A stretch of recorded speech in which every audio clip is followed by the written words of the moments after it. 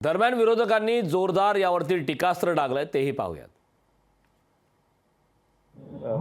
Doctor Babasaheb आंबेडकरांच्या जयंतीच्या दिवशी आज घोषणापत्र ते जारी करत असतील त्यांच्या पक्षाचं, तरी त्याचा अर्थ हाच आहे की देशभर आज लोकांना कळून आलेलं आहे की संविधान बदलण्याचा कट 400 पारमध्ये दिसतोय आणि म्हणून त्या दृष्टीनं लोकांचा अधिक संभ्रम तयार करावा आणि लोकांना समजूत घालावी अशी पाळी आता आलेली आहे आणि म्हणून आजच्या दिवशी ते त्यांचा जाहीरनामा जाहीर करतात। ज्याने संविधानाची रोज गेल्या 10 वर्षामध्ये रोज संविधानाची हत्या केली, लोकशाहीचा मुर्दा पाडला, डॉक्टर बाबासाहेब आंबेडकरांच्या कार्याची अप्रतिष्ठा केली, त्यांच्या तोंडून संविधान रक्षणाची भाषा म्हणजे एक ढोंग आहे, त्यांनी आजचा दिवस निवडला असेल तर ती त्यांच्या मनातली भीती आहे। कारण जनता, या राज्याची देशाची जनता